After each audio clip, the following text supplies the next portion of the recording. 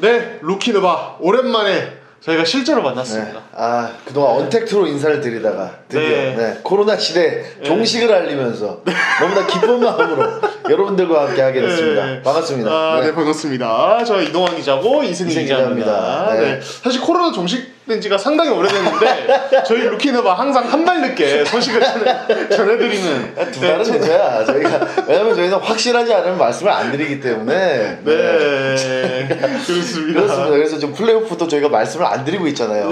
확실하지가 않으니까. 네, 그렇습니다. 하지만 저희가 이 시리즈만큼은 놓칠 수가 없습니다. 그렇습니다. 자, 저희가 지금 이제 6월 1일에 촬영하고 있는데 6월 2일이죠, 내일. 덴버와 마이애미의 2023년 NBA 파이널이 열립니다. 아, 정말 이 어떻게 보면은 누구도 예상하지 못한 이거는 진짜 어쩌면 사무국은 그닥 원하지 않았을 수도 있는 피눈물 흘리고 있어요. 네, 그러한 이제 매치업이지만 어쨌든 스토리 라인도 있고 그렇죠. 여러 가지 이제 이 매치업 지켜볼 부분이 있는데 일단 그래서 오늘은 저희 함께 덴버와 네. 마이애미의 파이널을 한번 프리뷰 해보겠습니다. 자, 일단 이거 얘기 안 할 수가 없는 것 같아요. 일단 마이애미 지금 이제 리버스 스윕 위기를 이기고 자 올라왔는데 1999년 뉴욕 이후에 네. 처음으로 역사상 두 번째로 그리고 8번 시드 팀이 파이널에 오르는 기적을 연출했습니다.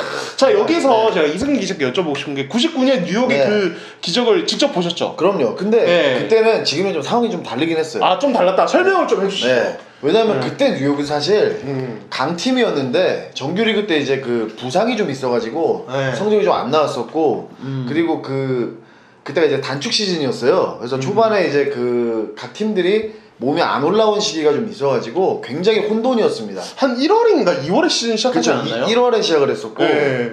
그 50게임밖에 안 해서 첫 한 20경기, 30경기 정도는 다들 거의 반타작하는 수준이었기 때문에 좀 상황이 달라요. 그래서 지금 그러니까 약간 이런 느낌이에요. 그러니까 지금 레이커스가 정규리그 초반 말아먹었다가 이제 부상자들 복귀하고 트레이드하면서 후반기 확 올라왔죠. 그래서 컨퍼런스 파이널까지 올라갔잖아요. 네. 그런 느낌이에요. 그러니까 원래 강팀인데 이게 잘 그게 정돈이 되면서 올라온 느낌이라면 지금 마이애미는 이걸 전 세계에서 진짜 예상한 사람이 있습니까? 파이널 그렇죠. 만약 시즌 개막하기 전에 마이애미 파이널 간다 그랬으면은 이게 그런 예상한 사람 거의 없었을 것 같은데요. 아, 그래요? 네. 근데 지난 시즌도 마이애미는 동부 결승까지 갔잖아요. 동부 컴파였죠. 네. 시즌 중 플레이오프 시작 전에. 아, 플레이오프 시작 전에. 그렇죠. 네. 왜냐면 플레잉 토너먼트를 심지어 2경기나 치렀단 말이죠. 야, 이거는 진짜 제가 이거는 감히 말씀드리면 농구 역사상 최고의 팀이다. 최고의 팀. 네. 역사상 최고의 팀이다. 왜냐면 이 가지고 있는 이 재능 대비 이 아웃풋이 미쳤습니다. 이게 로스터가 지금 이제 뭐 15인 로스터에다가 그 2A 계약자들까지 하면 17인이잖아요. 그렇죠. 근데 17인 중에 9인이 언드래프트입니다. 그렇죠. 뭐 주축 선수 네. 상당수가 언드래프트죠. 그러니까 절반이 넘잖아요. 로스터의 절반이 언드래프트인데 이 팀을 컨퍼런스 파이널 뚫고 파이널 올라왔다? 이거는 정말 있을 수 없는 일이다. 그렇죠. 기적이다. 네. 사실 1라운드 지명자만 해도 뱀 아데바요, 지미 버틀러 걔도 끝픽이었고 정도? 그죠? 네. 그리고 케빈 러브 뭐 근데 사실 예전에 그런 네. 러브가 아니고 근데 거의 지금 보면은 진짜 말씀하신 대로 뭐 게이브 빈센트나 맥스 스트로스나 덩컨 로빈슨이나 이런 케일럽 마틴까지 전부 다 언드래프트 출신으로서 왔고 이게 이제 어떻게 보면은 되게 좀 이변에 속하는 부분입니다. 네. 그렇죠. 옛날에 뉴욕 닉스는 엘리트들 모여가지고 한 팀이었어요. 네. 뭐 레리 존슨, 뭐 패트릭 뉴잉, 마커스 캠비, 앨런 휴스턴, 뭐 라트레스 프리엘 이거 다 엘리트 선수들이었거든요. 근데 지금은 정말 그 밑바닥부터 올라온 선수들이잖아요. 그래서 더 감동이 컸던 것 같습니다. 네, 그리고 또 마이애미는 지금 빅토 올라디포와 타일러 히로가 이제 그렇죠. 네, 그 플레이인 토너먼트 혹은 이제 플레이오프 초반에 아예 이제 시즌 아웃 당했다가 지금 타일러 히로가 사실은 원래 시즌 아웃인데 지금 파이널 가버리면서 재활을 하고 있어요. 원래 같으면 시즌 이미 끝나고 시즌 아웃인 게 맞는데 지금 파이널을 가버리면서 복귀 가능성이 생겼습니다. 쉬지도 못해. 네, 아무튼 그런 팀이고 자, 그리고 덴버는 완전히 다른 길을 걸어온 팀입니다. 서부지구 1위를 차지해서 1번 시드로서 정말 쾌속질주하면서 파이널에 굉장히 무난히 올라왔습니다. 그 이제 레이커스와의 서부 결승도 4대0으로 그냥 압도를 해버리면서 프랜차이즈 최초의 그렇습니다. 파이널 진출 이뤄냈거든요. 네. 네. 덴버는 그 2000년대 초반에 LA 레이커스를 보는 것 같습니다. 네. 그러니까 이제 요키치랑 머레이가 그러니까 현대농구 버전 샤크 코비다. 네, 현대농구 버전으로 바꾸면 이런 느낌이지 않을까. 네, 그러니까 샤킬 오닐과 요키치가 어쨌든 팀의 중심을 잡고 그리고 개인의 어떤 그 페인트 좀 파괴력으로 팀을 먹여 살립니다.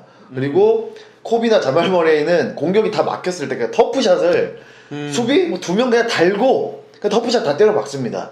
그리고 이제 그 알짜배기 롤플레이어들이 적재적소에서 이제 공수, 특히 수비 기여도가 굉장히 높거든요. 뭐 고든이나 뭐 이제 옛날에 팍스 뭐 이런 선수들 뭐 오리 지금 이제 고든 브루스 브라운 뭐 있잖아요. KCP 이런 좀 구성이 좀 비슷한 느낌이고 그리고 이제 덴버가 사실 그 버블 때부터 해가지고 꾸준히 이렇게 올라온 팀이잖아요. 그렇죠. 완전 애기들 때부터 시작해서 조직력을 구축을 했기 때문에 뭐 아직 파이널이 뭐 끝난 건 아닙니다만은 저는 덴버가 어쩌면은 네. 왕조를 갑자기요?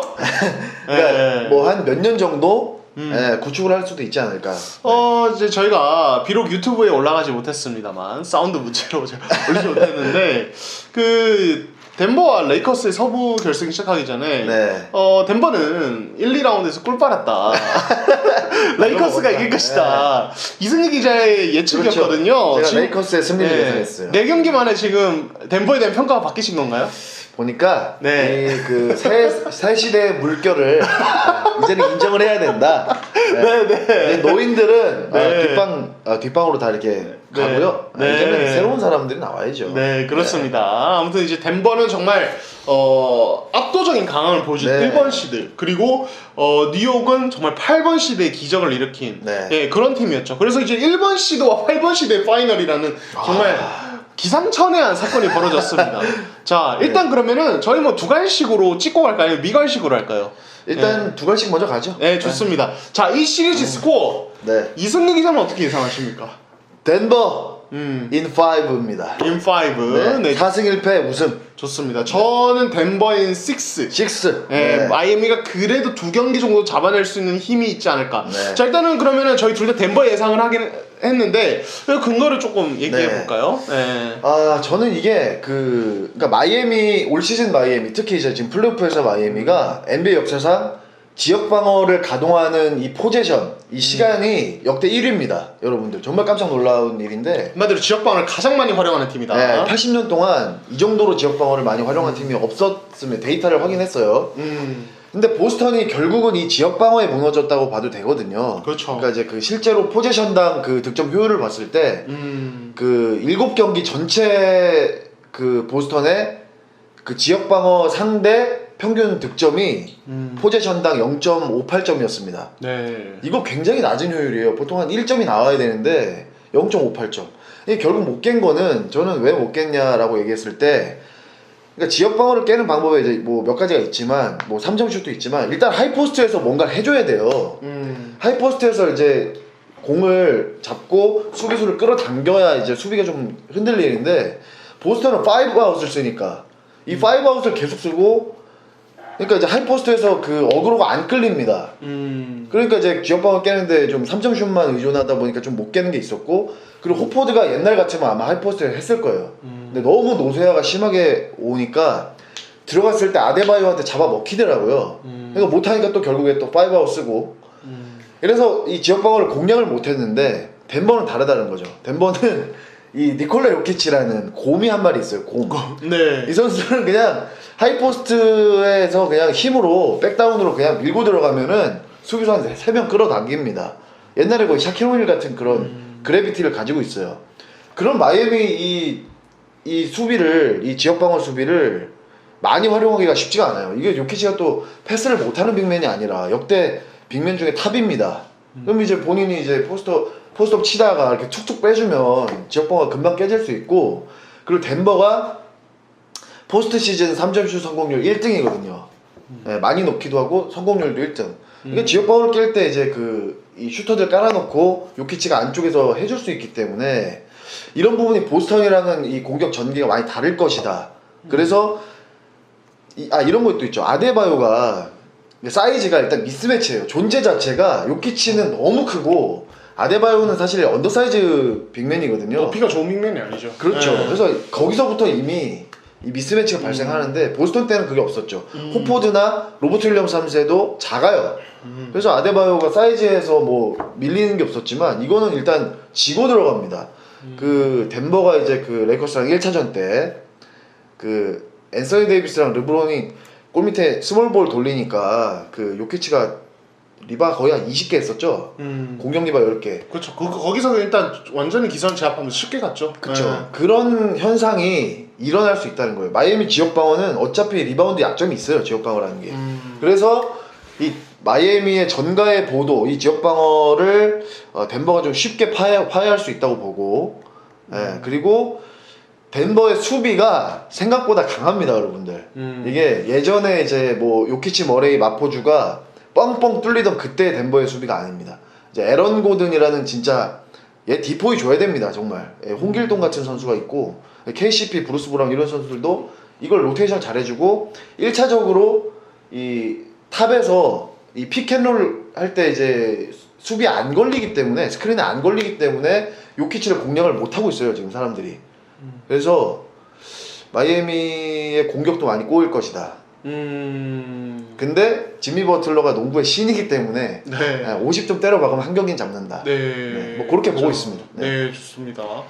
저 같은 경우도 뭐 이제 이승 기자가 말씀하신 부분에 어느 정도 동의를 하고, 그러니까 마이애미 존 디펜스가 근데 저는 그렇게 아주 막 폭격당할 것 같진 네. 않아요. 이거는 왜 조금 약간 다른 부분이야. 물론 덴버는 보스턴보다 훨씬 잘 공략할 겁니다. 근데 네. 왜냐면 그러니까 저는 마이애미의 그 존 디펜스, 특히 이 투쓰리 지역 방어가 가진 특징은 일반적인 투쓰리 지역 방어랑 다른 점이 있는데 뭐냐면 그 이제 지역 방어 깨는 방법 여러 가지 있는데 뭐 미드 네. 하이포스트 넣는 것도 있고 그렇지만은 이제 그 1라운드에서 동부 결승에서 보스턴이 쓴 방법은 픽게임으로 깨려고 합니다. 네. 그럴 때 이제 보통 일반적인 경우는 스크린을 거는 빅맨을 체크해야 되는 그 페인트 존에 서 있어야 되는 선수가 보통 올라와서 체크를 해요. 네. 예, 올라와서 밑에 공간을 양쪽 코너에서 이렇게 커버를 해주는 식으로 이제 보통 2-3 존이 네. 또 NBA는 그 3초 수비자 3초 나와 바이올레이션 있어야 그런 되죠. 네. 특성들이 있어서 그런 부분이 있는데 마이애미의 특성은 뭐냐면 양쪽 코너에 있는 선수가 그 앞에 있는 두 선수가 서로 돌아가면서 2대 게임을 체크해주고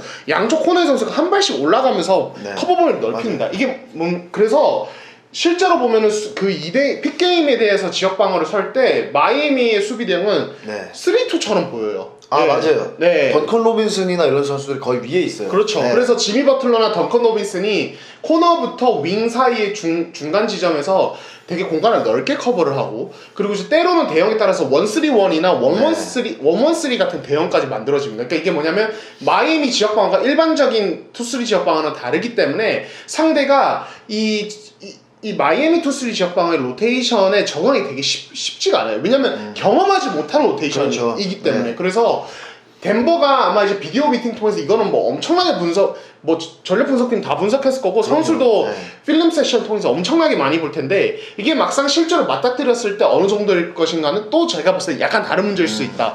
그래서 0.58 뭐 이거는 절대 아니겠지만, 네. 그런 포지션당 득점이 그래도 뭐 이제 한 7, 8 뭐 여기까지 사실 이 정도면 엄청나진 거거든요. 정말 네. 대단한 거죠. 보통 네. 포지션당 득점하면 1.0, 0.9는 나와야 되거든요. 0.9, 네. 1.0인데 근데 마이애미 지역방은 사실 뭐 정규 시즌에는 되게 완성도가 오락가락했어요. 네. 원래 정규 시즌에도 많이 썼는데 되게 많이 당했고 스위치 수비도 많이 털렸는데, 이게 플레이오프에서 완전히 물이 올랐어요. 한 시즌 내내 되든 안 되든 계속 하다 보니까 물이 올라서 지금 보스턴과 시리즈에서 빛을 제대로 발한 건데, 자 근데 덴버의 시리즈에서는 말씀하신 대로 요키치라는 존재가 있기 때문에 완전히 다르다. 예, 어떤 그런 네. 지역 방어 깨는 능력이 완전히 다를 것이고, 저는 또 하나는 덴버의 가장 큰 강점은 저는 트랜지션이라고 생각해요. 네. 예, 레이커스와의 시리즈에서도 저는 그게 거기서 앞선 게 브루스 브라운이나 아니면은 뭐 에런 고든도 그렇고 이제 뭐 이런 자원들이 속도전으로 마이클 포터 주니어 속공 3점이나 진짜 대단하다. 예, 그러니까 레이커스 트랜지션 게임 맞대결에서 그냥 덴버가 압도를 해버렸는데 30점씩 넣어버리니까. 예, 네. 그러니까 마이애미의 지금 수비 조직력은 오디오 게임으로 뚫는 거는 사실 어느 팀도 쉽지는 않습니다. 네. 쉽지는 않아요. 근데 덴버의 이런 트랜지션 게임이라면 마이애미 지역 수비 조직력이 이제 제대로 효과를 발휘하기 전에 이미 그냥 속도전으로 다 깨부술 수 있다는 거죠. 갖춰지기 전에 이제 빨리 해버린다는 얘기죠. 그렇죠. 네. 네, 그래서 이런 부분이 있는데 그래서 저는 궁금한 게 에릭 스포엘스트라 감독이 과연 이런 덴버의 공격적 특성을 대비해서 어떤 맞춤형 카드를 가져올 것인가. 이 사람은 지금 거의 이제 감독 중에 지금 고트 자리를 노리는 느낌으로 가고 있기 때문에 차기 포포비치 뭐 이렇게 가는 거예요 지금. 네, 네. 가고 있기 때문에 와. 지금 보스턴과의 시리즈에서 가져온 것, 뉴욕과의 시리즈에서 가져온 것, 뭐 1라운드에서 미러키와의 시리즈 가져온 것 수비법이 다 달라요. 네.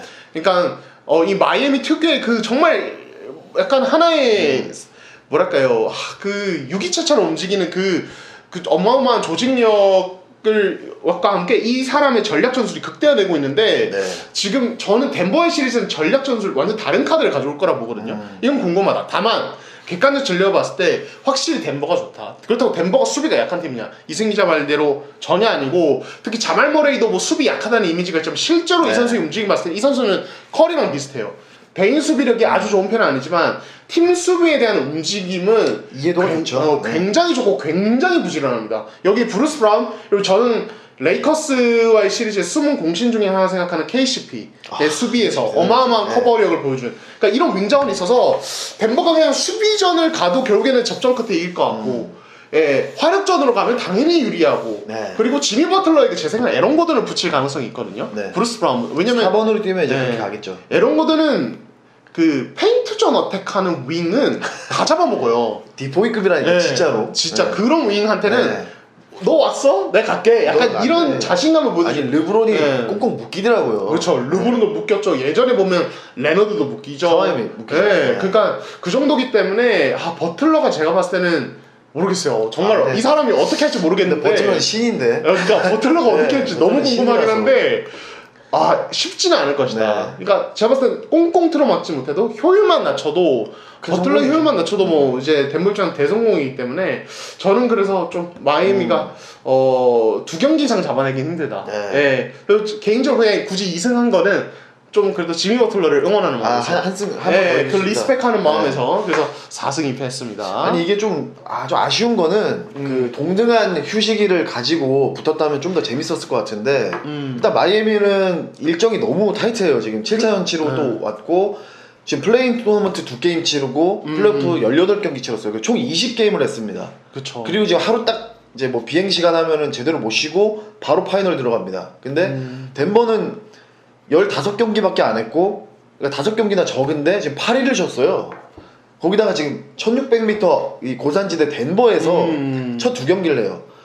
이게 굉장히 유리한 상황이에요, 처음에. 그쵸. 네, 그래서 이게 조금 아쉽긴 해요. 그쵸. 저 1차전 그래서 저 갑이진 할 거라고 보거든요. 네, 그쵸. 그쵸. 아예 네. 마이애미가 전략적으로 저는 버릴 수도 있다는 생각도 네. 들어요. 네, 진짜 그렇게 해야 조금 더 체력을 아껴야 되니까. 해볼 만한, 예, 그쵸. 예, 그런 변수가 있고, 뭐 여담이긴 한데 이 네. 두 팀이 은근 악연이 있습니다. 그 악연이요? 작년에 정규 시즌 경기 도중에 이제 마키프 모리스라는 선수가 요키치가 속공 나가려는 뒤에서 들이댔죠. 교통사고 내버리죠. 요키치가 열받아서 후려버립니다. 네. 그러면서 이제 버틀러랑 엄청 싸웠죠. 그 예. 모리스가 이제 그래서 목 부상으로 사실상 시즌 아웃 되잖아요. 네, 신아웃 되고 네. 지금 뭐 이제 마이애미는 그것도 버리고 머리 시원하게 버리고 네. 언드래프트 채용되니까. 네. 네. 그때 지미 버틀러가 대분노하는 모습이 네. 버틀러 왜냐면 자기 팀 동료는 무조건 패밀리니까 그런 게 있었는데 그 악연이 있었기 때문에 저는 뭔가 스토리라인이 없어 보이는데 그게 있어서 그것도 할 수 있다. 재밌을 것 같아요. 그거를 네. 좀 그걸 보면서 이제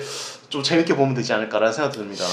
그리고 이제 덴버가 이게 높이가 생각보다 좋거든요. 이 팀이 지금 그러니까 뭐 윙 자원도 그렇고 그러니까 마이클 포터 주니어의 이 높이가 리바운드에서 굉장히 큰 도움이 되더라고요. 그렇죠. 근데 이제는 마이클 포터 주니어는 이제 수비를 못 한다고 보기 힘들 것 같아요. 제가 이제 플레이오프를 쭉 보니까 수비 이제는 좀 잘한다고 해도 과언이 아니고 그리고 이 선수가 이제 그 리바운드 잘 따주고 에런 고든 그 요키치가 있기 때문에 마이애미가 진짜 스몰볼 시간을 이게 그러니까 케빈 러브를 만약에 빼면 4번 자리에 버틀러를 놔야 되잖아요. 그러면 너무 떨어지죠. 그렇죠. 그러면 이제 높이 싸움에서 너무 안 그래도 아데바요도 작은데 그래서 이런 부분들 과연 근데 러브를 그렇다고 넣으면 이 또 외곽 수비에서 또 무너질 수 있고 러브가 또 이제 그 기동력 때문에 지역 방어가 또 무너질 수 있어서 러브 뛸 때는 보통 맨투맨 이렇게 쓰더라고요. 그래서 이런 부분을 에릭 스포엘스트라가 과연 어떻게 조절할 것인지가 네. 또 관건이 될 것 같습니다. 저는 개인적으로는 제가 에릭 스폴스터 감독에게 어드바이스를 좀 해준다면 당신 펜라일리야 뭐야? 동라일리입니다. 동라일리. 네. 저는 기본적으로는 지금 덴버에 대한 수비는 뭐 요키치인데 에런 고든의 페인트 중 침투를 막는 게 네. 일단 1차라고 봐요. 여기에 이제 트랜지션까지 막아야 되는데 뭐 트랜지션은 잠깐 두고 이걸 막으려면 전 투비가 안 쓸 수가 없다고 해요. 버틀러 4번으로 가면은 고든 수비가 아마 안 될 거예요. 쉽지 않을 거예요. 왜냐면 버틀러의 개인 수비력과 별개로 고든의 움직임과 요키치가 이걸 살리는 게 너무 그냥 사실 어느 팀도 막기 힘든 수준이기 때문에 레이커스도 결국에는 그것 때문에 털렸어요. 못 막았죠. 결국에는 그걸 털렸는데 제가 봤을 때 러브 아데바를 같이 쓰되 차라리 이건 뭐 이제 좀 노인에게 미안한 말입니다만 러브를 요키치에게 붙이는 게 나을 것 같아요. 힘으로 버틴다. 네, 러브가 버티는 식으로 하고 마이애미 트랩 수비 좋기 때문에 더블팀 가고요. 그리고 아데바요가 고든을 체크하면은 차라리 에런 고든의 손쉬운 림 근처 덩크나 이런 것들을 어느 정도 저지할 것이다. 그럼 결국에는 3점 싸움으로 가는데 네. 그렇게 되면 오히려 차라리 해볼 만한 것 같아요. 차라리 네. 당일 감에 따라서 또 그렇죠. 변수를 만들 수 네. 있으니까. 그러니까 마이애미가 언더독이라고 봤을 때는 사실 그게 가장 효율적입니다. 덴버의 네. 속공 그리고 에런 고든의 림 컷하는 거를 이제 요키치가 살려주는 거 이걸 그냥 그대로 놔두면 사실 덴버는 이기기가 너무 힘든 팀이기 그렇죠. 때문에 쓸려 나가는 거죠. 네, 그렇게 가야 되고 또 제가 지금 약간 마이애미 편에서 조금 왜냐면 덴버가 딱 봐도 유리해 보이니까 네. 네, 그리고 또 하나는 이제 결국에는 지미 버틀러가 2대 게임을 하든 아이솔레이션 하든 매치업 헌팅을 누구로 할까를 네. 봐야 되는데 이건 아마 지미 버틀러가 이제 아마 자말 머레이나 또는 이제 그래도 마이클 포터 주니어일 거예요. 예, 마이클 포터 주니어가 이제 말씀하신 수비가 많이 발전했지만 어쨌든 덴버 라인업에서 상대적으로 수비가 약한 선수인 건 여전하기 때문에 네. 근데 이제 이걸 잘 고려야 됩니다. 왜냐면은 레이커스가 그 서부 결승에서 자말 머레이 매치업 헌팅 하다가 된통 당했어요. 잘 못해요. 네, 된통 당했는데 이거 좀 이제 달라야 된다. 그래서 덴버가 또 이거 스위치 잘 안 해줄 수 있거든요. 네. 예, 2차전부터 안 해주면서 르브론이 자말 머레이 매치업 헌팅하는 빈도를 확 줄여버리면서 레이커스가 할 게 없어지는 이런 네. 상황이 벌어졌는데 이런 부분들 스포일스트라가 어떻게 대응할 것인가 이런 부분 굉장히 중요하지 않을까라는 생각이 듭니다. 그렇습니다. 해서 저는 이제 덴버의 4승 1패, 이제 동 라일리는 4대2. 네, 그렇습니다. 저는 개인적으로 저 덴버 되게 좋아하고 요키치 굉장히 좋아하는 사람 중 한 명인데 네. 저는 그냥 언더독을 응원하는 마음으로 마이애미가 한번 뒤집어 봤으면 좋겠어요. 재밌을 것 같은데. 우승을 하면 진짜 역대 최고의 챔피언 아닌가. 정말 역사상. 이 정도의 그 난이도, 플레이오프 난이도, 정말 그 모든 그 이 스토리 라인 봤을 때 없어요. 이거를 그렇죠. 능가할 수는 없습니다. 그 기적이죠. NBA 역사상 가장 낮은 시드 팀의 우승이 95년 아마 휴스턴일 겁니다. 6시드였죠. 예, 6번 시드고 이후에 사실 뭐 이제 그보다 낮은 시드 당연히 없었고 없습니다. 예, 네. 그랬는데 마이애미가 이번에 하면은 역대 가장 낮은 시드 우승팀에 네. 그 플레인 토너먼트를 거친 역사상 최초의 우승팀. 이게 말이 사실 아니 안 그때 되는데. 플레인 토너먼트 때 애틀랜타 때 지는 거 보고 진짜 무기력했어요. 이거는 끝났다. 저 그때 스포일스라 감독 깠습니다 기사를. 이건 뭔가 잘못됐다. 이건 잘못됐다. 네. 와, 그 시카고랑 할 때도 질 뻔했는데 와 그렇게 살아야서 그렇게 이게 온 거의 게. 좀비처럼 그러니까 이제 마틴 뭐 빈센트 뭐 이런 로빈슨 이런 선수들이 진짜 절박하잖아요. 그러니까 어느 때보다도 간절하고 그런 마음들이 이제 코트 위에서 이제 발현이 되면서 이게 느껴져요. 이제 그리고 실제 그 플레이오프 팀들 활동량 보면 그 이동거리나 뭐 스피드나 봤을 때 마이애미가 1등이거든요. 그렇죠. 그러니까 미친 듯이 거의 달려들고 있는 거잖아요 지금 그렇죠. 상황이. 예. 그러니까 이걸 사실 어떻게 보면 이제 쥐어 짜서 여기까지 온 건데 이제 체력이 남아 있느냐. 케일런 마틴 어떻게 보셨어요? 켈러 마틴이 정말 경이롭죠. 그러니까 왜냐면 그냥 받아먹는 3점 사실 아니면 뭐 석공 득점 이거 외에 뭔가 기대를 안 했는데 네. 이 선수가 상대의 어떤 드리블 수비를 상대로 드리블 돌파를 했을 때 이게 막혔을 때 아니 턴어라운드 점퍼로 이런 식으로 득점을 많이 한다는 게 저는 사실 좀 많이 놀랐어요. 저는 진짜 레지 밀러의 재림을 목격했습니다. 저 컴파에서 진짜 밀러가 딱 이렇게 플레이했거든요 옛날에. 아니 근데 진짜 네. 그 팔 뻗는 동작이 레지밀로 좀 생각나면서 맞아요. 이렇게 하면서 그거 이렇게 엄청 손이 뻗는데 이 왼손 오른손이 살짝 이렇게 부딪히거든요. 밀러가 항상 그랬었고 네. 그리고 이제 그 수비수 이제 외곽으로 끌어낸 다음에 그 역으로 돌파하잖아요. 네. 이런 모습들이 너무 똑같은 거예요 이게. 그렇죠. 와 진짜 수비도 미친 듯이 하고 그래서 완전히 팬이 됐습니다. 그렇죠. 네. 예.